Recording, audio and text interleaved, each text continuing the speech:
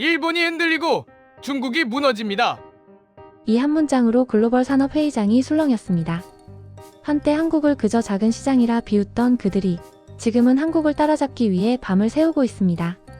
중국은 자국 콘텐츠를 내세웠지만 감정 구조에서 무너졌고, 일본은 자존심을 지키려다 방향을 잃었습니다. 그 사이 한국은 익숙함과 신비로움을 동시에 지닌 전 세계 유일의 무대를 완성했습니다. 디즈니가 놓친 공식 위에 K-팝의 리듬과 한국적 감성이 더 씹혀졌습니다. 그리고 그 결과 전 세계의 시청 데이터가 뒤집혔습니다. 이제 해외 크리에이터들이 먼저 한국을 배경으로 선택하고, 서양의 시나리오 교본이 한국식 감정선으로 다시 쓰이고 있습니다. 이건 단순한 유행이 아니라 표준의 재편입니다. 세상은 지금 한국의 정서를 학습하고 있습니다. 그들은 왜 이렇게까지 서두를까요? 그리고 한국은 이 뜨거운 주도권을 끝까지 지켜낼 수 있을까요? 런던 본사 회의실에서 저는 단언했습니다. K컬처는 과열이다. 거품이 꺼질 거라고요. 동료들도 고개를 끄덕였죠. 그런데 일주일 후 LA에서 받은 브리핑이 모든 걸 뒤집어 놨습니다. 외국 제작진이 한국을 먼저 선택하고 있었어요. K-팝 데몬 헌터스 파일럿의 시사회 반응은 제 예측을 산산조각 냈습니다. 거품이라면 왜 해외 제작비가 먼저 몰리나요? 제 이름은 에드워드 콜린스입니다. 영국 출신이고요. 22년간 글로벌 문화 산업을 분석해온 애널리스트죠. 디즈니 이메아 공동제작 컨설턴트로 일했고, 넷플릭스 아펙 외부 자문도 맡았습니다. 데이터와 흥행 모델이 제 전문 분야예요. 숫자는 거짓말하지 않는다고 믿어왔거든요. 런던 사무실 27층. 그 회의실에서 저는 확신에 차 있었습니다. 스크린에 띄운 그래프들이 명확했어요. K컬처 관련 투자 증가율, 검색량, 소셜미디어 언급 빈도. 모든 지표가 과열을 가리켰죠. 증거는 충분합니다. 과열입니다. 제가 말하자 회의실이 조용해졌어요. 아시아 담당 동료인 사라가 먼저 입을 열었습니다. 숫자가 이렇게 나오네요. 버블이 맞는 것 같아요. 유럽 팀장인 마르크도 동조했죠. 정부 주도 프로모션의 전형적인 패턴입니다. 모두가 제 분석에 고개를 끄덕였어요. 22년 경력의 무게였을까요? 아니면 정말 데이터가 명확했을까요? 그런데 이상한 일이 벌어졌습니다. 일주일 후 LA 출장에서 받은 배급사 브리핑이었어요. 프레젠테이션 화면에 떠오른 프로젝트 리스트를 보는 순간 제 확신이 흔들리기 시작했습니다. 외국 자본, 외국 크리에이터가 한국 소재를 먼저 집어든 프로젝트들이 줄을 섰더군요. 이게 뭐죠? 제가 물었습니다. 배급사 담당자가 웃으며 답했어요. 올해 가장 주목받는 라인업입니다. 보시다시피 K 소재가 대세거든요. 화면을 넘겨가며 설명했죠. 미국 제작진이 만든 K-팝 배경 애니메이션, 프랑스 감독이 연출한 한국 전통 판타지, 독일 스튜디오의 서울 배경 로맨스. 제 머릿속이 복잡해졌습니다. 이건 정부 프로모션이 아니었어요. 해외 크리에이터들의 자발적 선택이었죠. 왜 그들이 한국을 택했을까요? 뭔가 제가 놓친 게 있었나요? 그 중에서도 K-팝 데몬 헌터스 파일럿 데이터가 충격적이었습니다. 조기 시사 점수가 비정상적으로 높았어요. NPS 지수 87점. 일반적인 애니메이션 파일럿이 60점대에 머무는 것과 비교하면 놀라운 수치였죠. 어떻게 이런 일이 가능했을까요? 구조를 보시면 흥미롭습니다. 담당자가 설명했어요. 디즈니식 스토리텔링 뼈대에 K-팝 사운드를 입혔거든요. 서구 관객에겐 익숙한 구조, 그런데 사운드는 신선하죠. 이 조합이 폭발했습니다. 제 22년 경력이 무너지는 소리가 들렸어요. 아니, 정확히는 제가 세운 가설이 흔들리는 거였죠. K컬처가 거품이라면 왜 해외 제작진이 먼저 달려들까요? 왜 검증된 스튜디오들이 한국 요소에 투자할까요? 내부 회의에서 저는 국뽕 우려를 제기했습니다. 한국인들의 자화자찬 아닌가요? 하지만 제작 주도권이 해외 쪽이라는 사실 앞에서 제 논리가 힘을 잃었어요. 이건 한국이 자랑하는 게 아니라 외국이 선택하는 거였거든요. 비행기에서 서울로 향하면서 저는 메모를 끄적였습니다. 익숙함과 신비감의 조합? 창밖으로 보이는 서울 야경이 묘했어요. 고층 빌딩들은 뉴욕처럼 현대적이었는데 골목 사이로 보이는 전통 지붕은 노르웨이 민담 같았죠. 인천공항에 내려 지하철을 타는 순간 더 이상한 느낌이 들었습니다. 교통카드 시스템은 런던만큼 편리했어요. 안내방송도 영어로 나오고 표지판도 읽기 쉬웠죠. 그런데 사당역에서 내린 순간 분위기가 완전히 바뀌었습니다.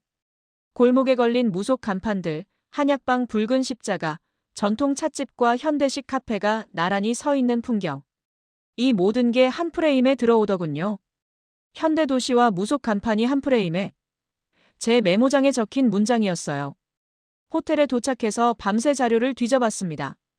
디즈니의 겨울 왕국이 노르웨이를 배경으로 성공한 이유, 픽사가 일본 문화를 활용한 방식, 드림웍스의 중국 소재 접근법. 모든 사례를 다시 분석해봤어요. 그 과정에서 깨달았습니다. 성공한 글로벌 콘텐츠들의 공통점이 있더군요. 서구 관객이 이해할 수 있는 구조 위에 이국적이지만 너무 낯설지 않은 요소들을 얻는 거였어요. 노르웨이의 설화, 일본의 미학, 중국의 철학.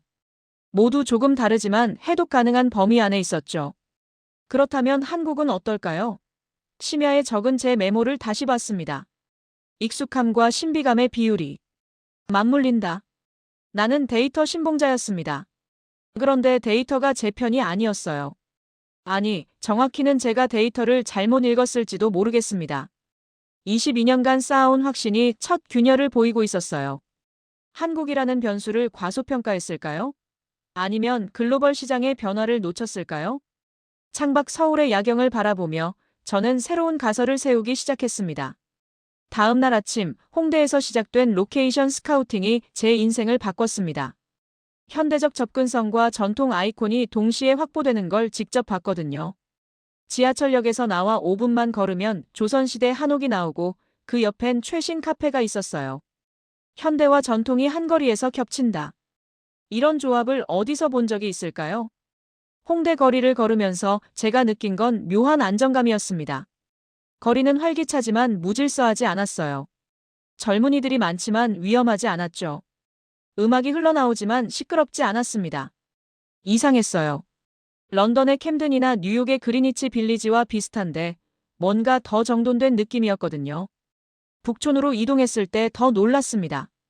한옥마을 골목길이 미로 같았는데 길을 잃을 염려는 없었어요. 곳곳에 영어 안내판이 있고 와이파이도 잘 터지고 교통카드로 결제되는 상점들이 자연스럽게 배치돼 있었죠. 서구 관객, 해독 가능한 표지판, 결제, 질서. 제 메모장에 적힌 문장입니다. 그 순간 깨달았어요.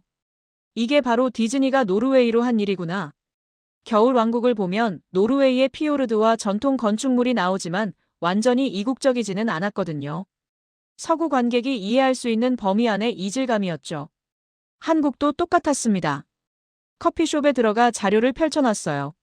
서울시 관광 통계, 외국인 방문객 동선 분석, 인프라 접근성 지수. 숫자들이 제 가설을 뒷받침해줬습니다. 외국인들이 한국에서 길을 잃거나 소통에 어려움을 겪는 비율이 다른 아시아 국가들보다 현저히 낮았어요. 관객은 완전 타자를 두려워합니다. 한국은 부분적 타자죠.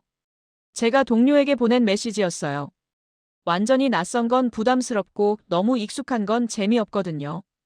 한국은 그 중간 지점을 정확히 찾았습니다. 점심시간에 인사동을 걸었는데 더 확실해졌어요. 전통 찻집 앞에서 외국인 관광객들이 메뉴판을 보고 있었는데 영어 설명이 친절하게 되어 있었거든요. 한복 체험관에선 직원이 영어로 설명해주고 있었고요. 전통 공예품 가게에선 신용카드 결제가 가능했습니다. 관광 인프라가 곧 이야기 해독 장치다. 제가 깨달은 핵심이었어요. 스토리텔링에서 가장 중요한 건 관객이 이해할 수 있느냐거든요. 아무리 멋진 이야기라도 관객이 따라올 수 없으면 실패하죠. 한국은 이 부분을 완벽하게 해결했습니다. 오후에 방문한 창덕궁에서 결정적인 깨달음을 얻었어요. 궁궐 투어에 참여한 외국인들이 가이드의 설명에 집중하고 있었거든요. 한국의 역사와 문화를 영어로 듣고 있었는데 그들의 표정이 흥미롭더군요.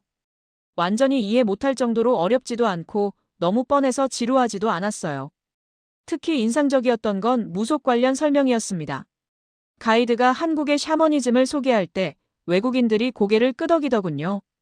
무섭거나 거부감을 느끼는 게 아니라 신기해하고 있었어요. 이질감이 약간이라서 안전하다. 제가 메모한 문장입니다. 저녁에 명동에서 본 풍경이 제 분석을 완성시켜줬어요. 현대식 쇼핑몰과 전통시장이 몇 블록 안에 공존하고 있었거든요. 외국인들이 현대적인 편의점에서 물건을 사고 바로 옆 전통 음식점에서 식사를 하고 있었습니다. 이런 조합을 다른 곳에서 본 적이 있나요? 이 도시의 표준화가 신비를 감싸다니 아이러니하지 않나요? 제가 런던 본사에 보낸 리포트의 한 문장이었어요. 서울은 충분히 현대적이어서 외국인들이 불편함을 느끼지 않는데 동시에 충분히 한국적이어서 흥미를 유발합니다. 밤늦게 호텔에서 비교 분석을 해봤어요. 디즈니의 겨울 왕국과 한국의 서울. 기능적으로 완전히 동일한 구조더군요. 노르웨이의 피요르드는 서울의 한강이고 노르웨이의 목조 건축은 서울의 한옥이고 노르웨이의 민속 복장은 서울의 한복이었어요. 차이점이 있다면 스케일이었습니다. 노르웨이가 한 편의 영화를 위한 배경이었다면 서울은 수십 편의 영화를 만들 수 있는 배경이었어요. 현대적 빌딩 숲부터 전통 궁궐까지, 도시적 세련됨부터 자연의 신비까지. 모든 게 한 도시 안에 들어있었거든요. 노르웨이가 했던 걸 서울이 더 넓게 합니다. 제가 동료들에게 보낸 메시지였어요. 겨울 왕국 하나로 노르웨이 관광이 폭증했다면 한국은 얼마나 많은 이야기를 만들어낼 수 있을까요? 다음 날 아침, 저는 중요한 결론에 도달했습니다. 배경이 스스로 서사를 밀어줍니다. 좋은 배경은 단순한 무대가 아니에요. 그 자체가 이야기를 만들어내는 장치죠. 한국, 특히 서울은 그런 배경이었습니다. 제가 22년간 분석해온 성공작들을 다시 봤어요. 모든 작품에서 배경은 단순한 세트가 아니었습니다. 겨울 왕국의 노르웨이, 코코의 멕시코, 모아나의 폴리네시아. 배경 자체가 캐릭터였고 플롯을 이끄는 동력이었어요. 한국도 마찬가지였습니다. 아니, 더 강력했어요.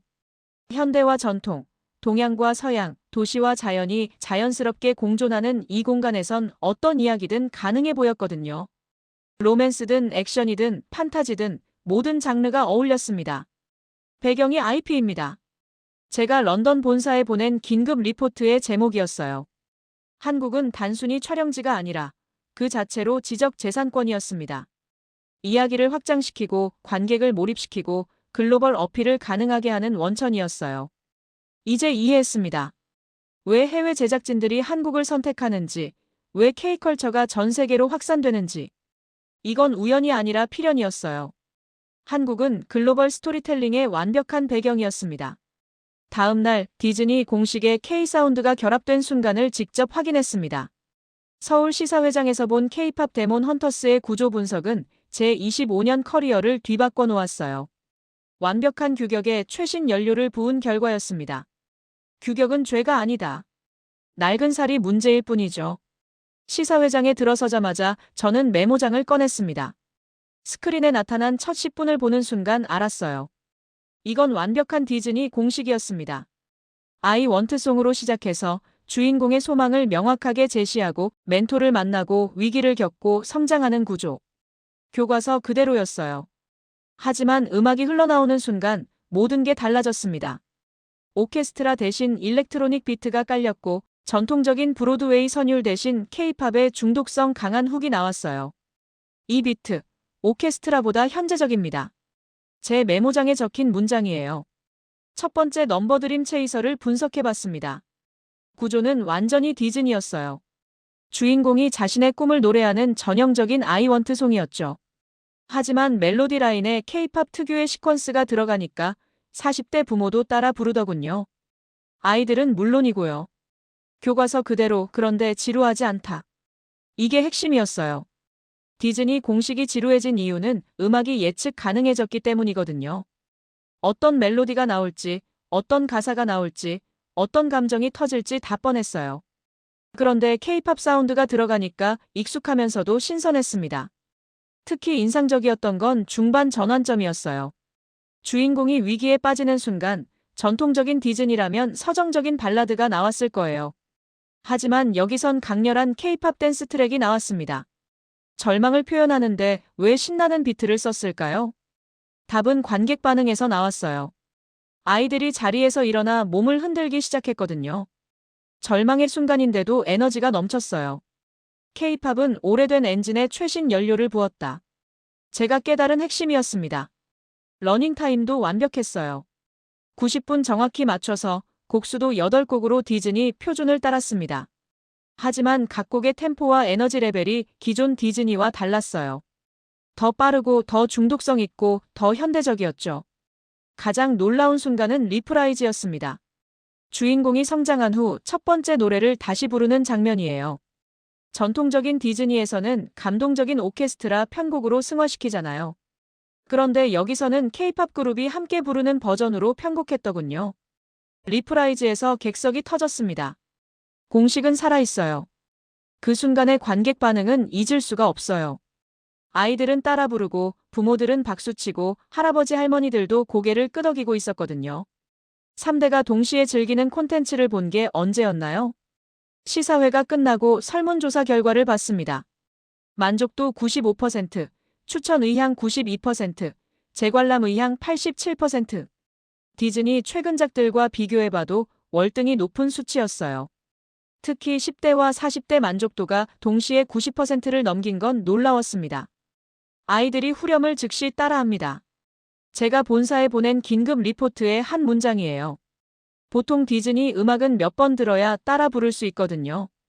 그런데 K-팝 훅이 들어간 이 곡들은 한 번만 들어도 머릿속에 박혔어요. 작곡가와의 인터뷰에서 비밀을 알 수 있었습니다. 디즈니 구조는 그대로 두고 멜로디와 편곡만 K-팝으로 바꿨어요. 뼈는 서구, 살은 한국인 거죠.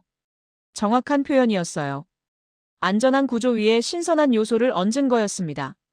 데이터로 확인해봐도 명확했어요. 스트리밍 차트에서 사운드 트랙이 일반 팝 차트 10위 안에 들어갔거든요. 디즈니 사운드 트랙이 일반 차트에서 성공한 건 겨울왕국 이후 처음이었어요.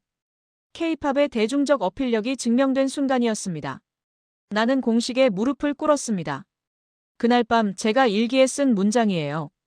25년간 봐온 수많은 작품 중에서 이렇게 완벽하게 공식을 활용하면서도 신선함을 잃지 않은 작품은 처음이었거든요. 다음 날 아침, 저는 새로운 가설을 세웠습니다. K-팝은 글로벌 뮤지컬 언어의 업데이트 버전이다. 브로드웨이나 런던 웨스트엔드의 전통적인 뮤지컬 문법이 지루해진 시점에 K-팝이 새로운 활력을 불어넣었어요. 관객들의 후기를 모아서 분석해봤습니다. 디즈니 같은데 더 재밌어요. 익숙한데 새로워요. 아이와 함께 즐길 수 있어서 좋아요. 모든 댓글이 제 분석을 뒷받침해줬어요. 안전함과 신선함의 완벽한 밸런스였습니다. 특히 흥미로웠던 건 연령대별 반응 차이였어요. 아이들은 비트와 댄스에 반응했고, 청소년들은 K-팝 스타일에 열광했고, 부모들은 안전한 스토리에 안심했어요. 조부모들도 손자들과 함께 즐길 수 있다며 만족해했습니다. 뼈는 서구, 살은 한국. 이게 정답입니다. 제가 런던 본사에 보낸 최종 결론이었어요. 글로벌 콘텐츠의 새로운 공식을 발견한 순간이었습니다. 검증된 구조의 최신 트렌드를 결합하면 전 연령대를 아우르는 작품이 나올 수 있다는 걸 확인했어요. 이제 왜 해외 제작진들이 K-팝에 주목하는지 이해했습니다. 이건 단순한 유행이 아니라 뮤지컬 콘텐츠의 진화였어요. 전통적인 공식의 생명을 연장시키는 혁신이었습니다. 넷째 날, 제가 목격한 건 정치적 올바름의 굴레에서 벗어난 창작의 자유였습니다. 동아시아 얼굴들이 부담 없이 전면에 나서고 직설적인 로맨스가 펼쳐지고 명료한 선악 구조가 관객들에게 안도감을 주더군요. 때로는 뻔함이 최고의 혁신입니다. 제가 깨달은 진실이었어요. 캐스팅 테이블을 보는 순간부터 놀랐습니다. 주인공부터 조연까지 모든 주요 캐릭터가 동아시아계 배우들이었어요. 서구 스튜디오라면 반드시 들어갔을 다양성 쿼터나 정치적 고려사항이 전혀 없었습니다. 오직 캐릭터에 맞는 배우를 선택했을 뿐이었어요. 이 정도 수위로도 사랑받네요. 제 초기 반응이었습니다. 서구 영화계에서는 상상하기 어려운 직설적 접근이었거든요. 프린스와 프린세스의 전형적인 로맨스 아크, 명확한 선악 구분, 영웅의 일방적 희생과 헌신. 모든 게 2024년 기준으로는 구식이라고 여겨질 만한 요소들이었어요. 하지만 관객 반응은 정반대였습니다. 특히 로맨스 장면에서 객석의 반응이 뜨거웠어요. 주인공 커플이 첫 만남에서 서로에게 반하는 장면, 오해로 헤어지는 장면, 마지막에 재회하는 장면. 모든 순간에서 관객들이 감정적으로 몰입했습니다. 전공법이 이렇게 청량했나요? 제가 메모한 문장이에요. 최근 서구 로맨스들이 복잡한 심리 묘사나 현실적 갈등에 매몰되어 있는 동안 이 작품은 단순하고 명확한 감정의 흐름을 보여줬어요. 사랑하면 사랑한다고 말하고 슬프면 울고 기쁘면 웃었습니다. 특히 인상 깊었던 건 남주인공의 캐릭터였어요. 서구 작품이라면 반드시 들어갔을 자기반성이나 성장 서사가 최소화되어 있었거든요. 대신 처음부터 끝까지 일관된 신념을 가진 영웅으로 그려졌어요. 직설이 감춰둔 해방감을 느꼈습니다. 여주인공도 마찬가지였어요.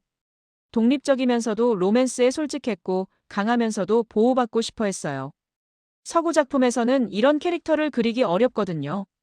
페미니즘적 관점에서 문제 제기가 들어올 수 있으니까요.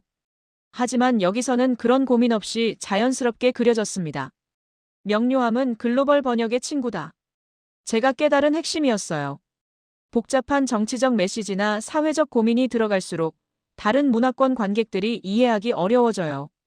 하지만 사랑, 우정, 용기, 희생 같은 보편적 감정은 번역이 필요 없거든요. 액션 시퀀스도 놀라웠습니다. 주인공이 악역을 물리치는 방식이 너무나 단순 명확했어요. 복잡한 심리전이나 도덕적 딜레마 없이 그냥 정의가 악을 이기는 구조였죠.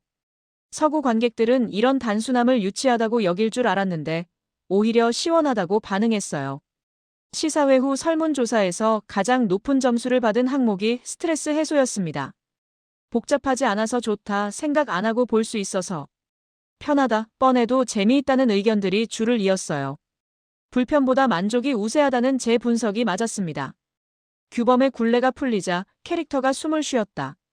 제가 본사에 보낸 리포트의 한 문장이에요. 정치적 올바름이나 사회적 메시지에 신경 쓰느라 캐릭터가 부자연스러워지는 서구 작품들과 달리 이 작품의 캐릭터들은 자유로웠어요. 특히 조연 캐릭터들이 매력적이었습니다. 주인공의 친구는 그냥 좋은 친구였고, 멘토는 그냥 지혜로운 어른이었고, 악역은 그냥 나쁜 놈이었어요. 복잡한 배경이나 심리적 트라우마 없이도 충분히 매력적이었습니다. 제작진 인터뷰에서 흥미로운 이야기를 들었어요. 서구 시장을 의식하지 않고 만들었더니 오히려 서구에서 더 좋아하더라고요. 아이러니한 결과였죠. 글로벌 시장을 의식해서 만든 작품들보다 자국 정서에 맞춰 만든 작품이 더 글로벌한 어필을 얻었어요. 관객은 설명이 아니라 호흡을 원한다. 제가 내린 결론이었습니다. 복잡한 사회적 메시지나 교육적 내용보다 자연스러운 감정의 흐름을 원한다는 뜻이에요. 인위적인 메시지 전달보다 진정성 있는 스토리텔링이 더 강력했습니다. 소셜미디어 반응도 분석해봤어요. 가장 많이 공유된 장면들이 로맨스 클라이맥스와 액션 클라이맥스였어요. 복잡한 대사나 상징적 장면보다 직관적으로 감동을 주는 순간들이 바이럴되었습니다. 자유로워진 창작이 수익을 낳는다. 제 최종 분석이었어요. 정치적 제약에서 벗어나 순수하게 재미와 감동에 집중한 결과 더 많은 관객에게 사랑받는 작품이 나온 거였습니다. 이제 이해했습니다. 왜 한국 콘텐츠가 전 세계적으로 성공하는지. 복잡한 정치적 고려사항 없이 오직 재미있는 이야기에 집중하기 때문이었어요. 그 자유로움이 오히려 가장 글로벌한 언어가 된 거였습니다. 다섯째 날, 저는 충격적인 사실을 발견했습니다. 이 모든 K컬처 열풍이 국뽕이 아니라 냉정한 시장 논리라는 걸 말이죠. 투자 출처를 분석해보니 해외 자본이 주도하고 있었어요. 외국이 먼저 한국을 선택한 거였습니다. 타국이 우리 이야기를 들고 뛰는 순간 게임의 규칙이 바뀝니다. 아침 일찍 서울 강남의 한 투자 회사를 방문했어요. K컬처 관련 프로젝트들의 자금 출처를 조사하기 위해서였죠. 담당자가 펼쳐 보인 투자 구조 차트를 보는 순간 제 편견이 산산조각 났습니다. 보시다시피 주요 투자자가 모두 해외 자본입니다. 담당자의 설명이었어요. 월트 디즈니 컴퍼니 산하펀드, 워너 브라더스 아시아 디비전, 넷플릭스 오리지널 예산, 아마존 프라임 글로벌 콘텐츠 펀드. 모든 돈이 외국에서 나왔더군요. 정부 주문이 아닙니다. 제가 확인한 첫 번째 사실이었어요. 한국 정부의 K컬처 지원 예산과 비교해보니 민간 해외 자본이 10배 이상 컸습니다. 이건 정책이 아니라 시장이 움직인 거였어요. 더 놀라운 건 제작진 구성이었습니다. 크리에이터들의 국적을 분석해보니 미국 40%, 유럽 25%, 일본 15%, 한국은 20%에 불과했어요. 외국인들이 한국 소재로 콘텐츠를 만들고 있었던 거죠. 로스앤젤레스의 한 스튜디오 대표와 화상통화를 했습니다. 왜 한국 소재를 선택하셨나요? 제 질문에 그는 망설임 없이 답했어요. 돈이 되거든요. 관객들이 좋아해요. 단순한 시장 논리입니다. 그들이 돈이 된다고 말했다. 제 메모장에 적힌 문장이에요. 이건 문화적 동경이나 정치적 고려가 아니었습니다. 순수한 비즈니스 판단이었어요. K컬처가 수익을 보장한다고 확신했기 때문에 투자한 거였습니다. 프랑스 칸 영화제에서 만난 유럽 제작자들도 마찬가지였어요. 한국적 요소를 넣으면 글로벌 어필이 확실해져요. 리스크가 줄어들죠. 그들에게 한국은 안전한 투자처였습니다. 보조금이 아니라 욕망이 움직였다. 제가 깨달은 핵심이었어요. 정부 지원이나 문화 교류 차원이 아니라 순수한 시장 수요가 공급을 만들어낸 거였습니다. 관객이 원하니까 제작자들이 만들고 수익이 나니까 투자자들이 돈을 대는 구조였어요. 더욱 흥미로운 건 소비에서 생산으로의 전환이었습니다. 처음에는 한국이 만든 콘텐츠를 해외에서 소비했죠. 그런데 이제는 해외에서 한국 요소를 활용해서 콘텐츠를 만들고 있었어요. 한국이 참조점이자 부품 공급원으로 격상된 거였습니다. 수요가 공급을 낳는다. 경제학의 기본 원리가 문화산업에도 그대로 적용되고 있었어요. K컬처에 대한 글로벌 수요가 급증하자 공급 방식도 다양해진 거였습니다.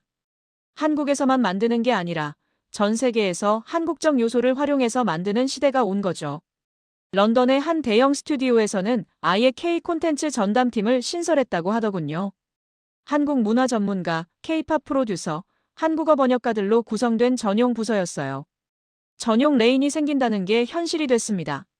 도쿄의 애니메이션 스튜디오도 마찬가지였어요. 한국적 캐릭터 디자인과 K-팝 사운드를 전문으로 하는 팀을 만들었다고 하더군요. 일본이 한국 스타일을 연구해서 활용하는 시대가 온 거였어요. 이건 홍보가 아니라 공학입니다. 수익 공학이죠. 제가 동료들에게 보낸 메시지였어요. K컬처는 이제 하나의 기술이 됐습니다. 글로벌 시장에서 성공하기 위한 검증된 방법론이 된 거죠.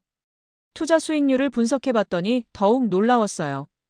K 요소가 포함된 프로젝트들의 ROI가 일반 프로젝트보다 평균 35% 높았습니다. 단순한 유행이 아니라 수익성 있는 비즈니스 모델이었어요. 특히 인상적이었던 건 중국 시장에서의 반응이었습니다. 정치적으로는 복잡한 관계지만 시장에서는 K컬처가 압도적이었어요. 시장은 정치를 뛰어넘는다는 걸 확인했습니다. 원천이면 품질을 더 지켜야 한다. 제가 내린 결론이었어요. 한국이 글로벌 콘텐츠 산업의 원천 소스가 됐다는 건 그만큼 책임도 커졌다는 뜻이었습니다. 품질 관리와 브랜드 가치 유지가 중요해진 거죠. 저녁에 호텔에서 정리한 리포트의 제목은 한국, 글로벌 공용 포맷의 원천 지위 확보였어요. 이제 한국은 단순히 콘텐츠를 수출하는 나라가 아니라 콘텐츠 제작의 표준을 제공하는 나라가 됐습니다. 22년 커리어를 통틀어 이런 현상을 본 적이 없었어요. 한 나라의 문화적 요소가 이렇게 빠르게 글로벌 표준으로 자리 잡는 걸 말이죠. 이건 우연이 아니라 필연이었습니다. 시장이 선택한 결과였어요. 여섯째 날, 저는 한국의 복잡한 역사를 마주해야 했습니다.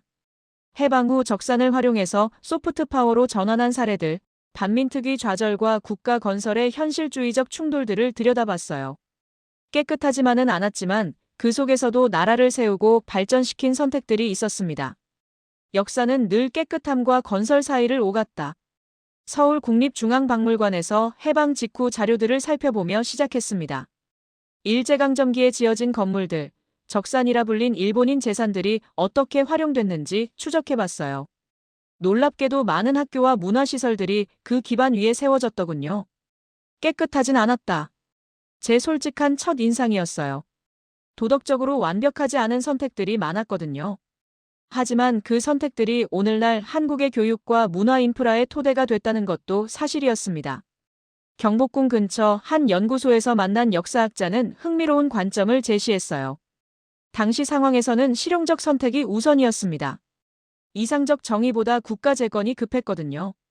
그의 설명을 들으며 복잡한 기분이 들었습니다. 반민족행 위특별조사위원회, 즉 반민특위의 좌절도 비슷한 맥락이었어요. 친일파 청산이라는 정의로운 목표가 있었지만 현실적으로는 국가 운영에 필요한 인력과 시설을 확보하는 게 더 시급했던 거죠. 그래도 나라를 세웠다는 게 중요한 포인트였어요. 특히 만주군 출신들의 활용 사례가 복잡했습니다.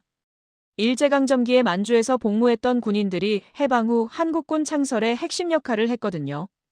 도덕적으로는 문제가 있을 수 있지만 현실적으로는 군사 전문가가 절실히 필요한 상황이었어요. 전시의 선택은 다르다. 제가 이해하게 된 핵심이었습니다. 평시의 윤리와 전시의 실용성은 다른 기준으로 판단해야 한다는 거죠. 한국전쟁이라는 극한 상황에서는 생존이 최우선이었으니까요. 이런 역사적 패턴이 오늘날 K컬처 산업에도 적용되고 있었어요. 글로벌 제작 라인에서도 냉정한 우선순위 설정이 필요했거든요. 완벽한 이상보다는 현실적 성과를 추구하는 자세 말이에요. 산업도 때로는 냉정해야 한다. 제가 깨달은 교훈이었습니다. 문화적 순수성이나 예술적 이상만 고집하면 글로벌 경쟁에서 살아남기 어렵거든요. 시장의 요구와 현실적 제약을 인정하고 적응하는 것도 중요했어요. 한 예로 넷플릭스 오리지널 시리즈들을 보면 한국 전통 문화를 100% 그대로 재현하지 않아요. 글로벌 관객이 이해하기 쉽게 각색하고 변형하죠. 순수주의자들은 비판할 수 있지만 그 덕분에 한국 문화가 전 세계로 퍼져나갔습니다. K-팝도 마찬가지예요. 전통 한국 음악과는 거리가 멀지만 서구 대중음악과 한국적 감성을 절묘하게 결합해서 글로벌 성공을 이뤄냈거든요. 순수성을 포기하는 대신 확장성을 얻은 거죠. 윤리는 방향, 실용은 속도다. 제가 정리한 원칙이었어요. 올바른 방향은 유지하되 그 방향으로 가는 속도와 방법에서는 현실적 고려가 필요하다는 뜻이에요. 영화 산업을 보면 더 명확해집니다. 순수 예술 영화만 고집했다면 한국 영화가 이렇게 세계적 인정을 받기 어려웠을 거예요. 상업성과 작품성의 균형, 글로벌 트렌드와 한국적 정체성의 조화가 성공의 열쇠였습니다. 콘텐츠도 그 원리를 따른다. 제 결론이었어요. 문화 콘텐츠도 이상과 현실, 순수성과 상업성 사이에서 균형을 찾아야 한다는 거죠. 한쪽에만 치우치면 살아남기 어려웠습니다. 오늘날 한국이 글로벌 문화 강국이 된 이유도 이런 현실적 접근법 때문이었어요. 전통과 현대, 동양과 서양 순수와 상업을 적절히 결합해서 새로운 가치를 창출했거든요. 한국사의 어두운 부분들을 외면하지 않으면서도 그 속에서 배울 점은 배우는 자세가 중요했어요. 우리는 쓰고 버리고 다시 세웠다는 말처럼 유연하고 실용적인 접근이 한국의 특장점이었습니다. 저녁에 청계천을 걸으며 생각해봤어요. 이 청계천도 마찬가지였거든요. 역사적 의미와 현대적 필요 사이에서 타협점을 찾은 결과였죠. 완벽하지는 않지만 서울 시민들과 관광객들에게 사랑받는 공간이 됐습니다. 가치를 지키되 속도를 잃지 말자. 제가 내린 최종 결론이었어요. 한국이 글로벌 문화산업에서 성공하려면 핵심 가치는 지키되 변화하는 시장 환경에는 빠르게 적응해야 한다는 뜻이었습니다. 역사의 교훈은 명확했어요. 완벽한 이상을 추구하다가 기회를 놓치느니 현실적 선택을 통해 발전의 기반을 다지는 게 더 현명하다는 거였죠. 오늘날 K컬처의 성공도 그런 실용적 지혜의 결과였습니다. 일주일째 되는 날, 저는 믿기 어려운 숫자들을 마주했습니다. 글로벌 완주율 70% 돌파, 재시청률 45%, 리프라이즈 구간에서 스트리밍 폭증. 모든 데이터가 제 예상을 뛰어넘었어요. 수치는 거짓말을 못합니다. 25년 애널리스트 경력에서 이런 수치를 본 건 처음이었습니다. 서울 강남의 한 데이터 분석 회사에서 받은 글로벌 시청 통계를 보는 순간 제 심장이 뛰기 시작했어요. K-팝 데몬 헌터스의 완주율이 70.3%였거든요. 일반적인 애니메이션 시리즈가 45% 정도인 걸 생각하면 놀라운 수치였어요. 완주율 70% 돌파. 제가 담당자에게 재확인했습니다. 맞습니다. 더 놀라운 건 연령대별 편차가 거의 없다는 거예요. 그의 설명에 따르면 아이들부터 60대까지 모든 연령대에서 60% 이상의 완주율을 기록했다고 하더군요. 제 시청률은 더욱 충격적이었어요. 45.2%라는 수치는 넷플릭스 역대 애니메이션 시리즈 중 최고 기록이었습니다. 보통 제 시청률이 20%를 넘으면 대성공으로 평가받거든요. 거의 절반의 시청자가 다시 본다는 게 말이 되나요? 특히 흥미로웠던 건 리프라이즈 구간의 데이터였어요. 주인공이 성장한 후 첫 번째 노래를 다시 부르는 장면에서 감정 몰입도와 OST 스트리밍이 동시에 정점을 찍었거든요. 리프라이즈가 매출도 올린다는 걸 숫자로 확인했습니다. 음악 스트리밍 차트를 분석해보니 더 놀라웠어요. 리프라이즈 버전이 오리지널보다 더 많이 스트리밍 됐더군요. 보통은 반대거든요. 첫 번째 곡이 더 인상적이어서 더 많이 들리는 게 일반적인데 여기서는 감정이 절정에 달하는 리프라이즈가 더 사랑받았어요. 가족 단위 시청 패턴도 흥미로웠습니다. 아이가 먼저 보고 부모에게 추천하고 조부모까지 함께 보는 3대 연쇄 시청이 일어났어요. 할아버지가 손자 노래를 흥얼거린다는 현상이 전 세계에서 동시에 벌어진 거죠. SNS 반응 분석도 놀라웠어요. 가장 많이 공유된 클립이 바로 리프라이즈 장면이었거든요. 감동적인 성장 서사와 중독성 있는 멜로디가 결합되니까 자연스럽게 바이럴이 된 거였어요. 후렴의 재방문이 가정의 대화를 바꿨다는 제 분석이 맞았습니다. 더 놀라운 소식이 있었어요. 할리우드 주요 스튜디오들이 K-모듈 표준화 문서를 만들고 있다는 거였습니다. 한국적 요소를 체계적으로 활용하기 위한 가이드라인을 작성하고 있다고 하더군요. 이제 K-모듈이라 부릅니다. 월트 디즈니 컴퍼니 아시아 담당자와의 화상회의에서 들은 말이었어요. K-팝 사운드, 한국적 시각 요소, 정서적 구조를 하나의 모듈로 패키지화해서 다른 프로젝트에도 적용하겠다는 거였죠. 표준화 문서. 이건 산업 종교의 경전입니다. 제가 동료에게 보낸 메시지였어요. 한국적 요소가 이제 글로벌 제작 가이드라인이 된 거예요. 마치 디즈니 공식이나 픽사 스토리텔링 원칙처럼 업계 표준이 된 거죠. 유럽의 한 애니메이션 스튜디오에서는 아예 K-사운드 전담팀을 신설했다고 하더군요. K-팝 프로듀서들을 영입해서 유럽 애니메이션의 한국적 음악 요소를 접목하겠다는 거였어요. 이런 현상이 전 세계적으로 일어나고 있었습니다. 중국 시장에서의 반응도 흥미로웠어요. 정치적으로는 복잡하지만 시청자들의 반응은 뜨거웠거든요. 중국 동영상 플랫폼에서도 K-모듈을 활용한 콘텐츠들이 줄줄이 기획되고 있다고 했어요. K-사운드는 공용어가 되었다. 제가 내린 결론이었어요. 이제 K-팝적 요소는 특정 국가의 문화가 아니라 글로벌 대중문화의 표준 언어가 된 거였습니다. 영어가 국제 공용어가 된 것처럼 말이에요. 일본의 반응도 놀라웠습니다. 전통적으로 자국 애니메이션에 자부심이 강한 일본에서도 K-요소를 도입하는 움직임이 활발했거든요. 경쟁에서 협력으로라는 패러다임 변화가 일어난 거였어요. 데이터를 종합해보니 명확한 패턴이 보였어요. K-모듈이 들어간 콘텐츠일수록 글로벌 어필이 강했고 연령대를 아우르는 폭이 넓었고 재시청률과 구전 효과가 높았습니다. 이건 우연이 아니라 구조적 장점이었어요. 우리는 한 장르의 리뉴얼을 끝냈다. 그날 밤 제가 일기에 쓴 문장이에요. K-컬처는 단순한 한국 문화 수출이 아니라 글로벌 대중문화의 업그레이드였습니다. 낡아빠진 공식에 새로운 생명력을 불어넣은 거죠.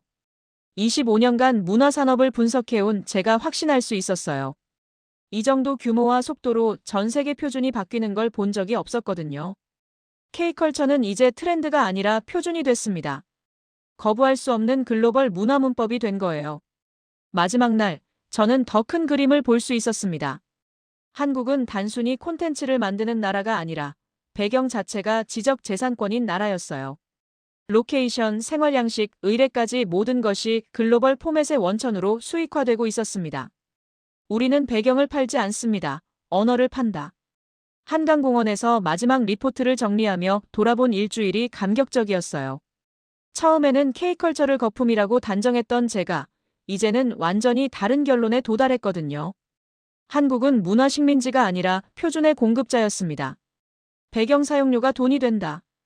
제가 확인한 놀라운 사실이었어요. 서울의 특정 지역들, 한국의 전통 건축물들, 심지어 한국식 생활 패턴까지도 라이선스 계약의 대상이 되고 있었거든요. 물리적 공간이 지적 재산권이 된 거죠. 명동과 홍대, 북촌과 강남. 이런 지역들의 특색 있는 풍경들이 해외 작품에서 재현될 때마다 사용료가 발생했어요.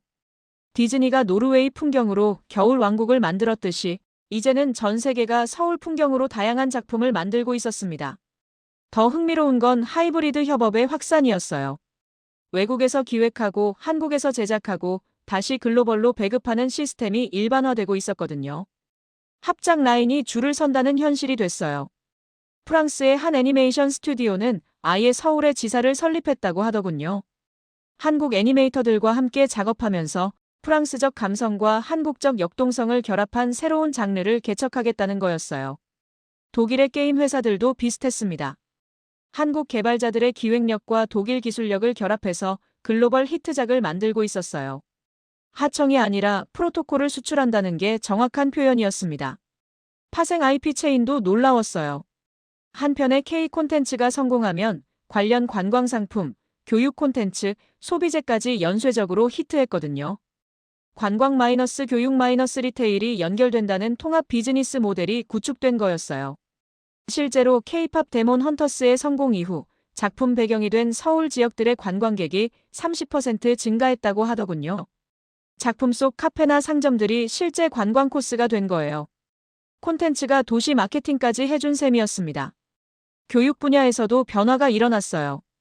한국어 학습 앱들이 K 콘텐츠와 연계해서 폭발적인 성장을 보였거든요. 재미있는 콘텐츠로 자연스럽게 언어와 문화를 배우는 시스템이 만들어진 거였어요. 특히 인상적이었던 건 품질 관리 시스템이었습니다.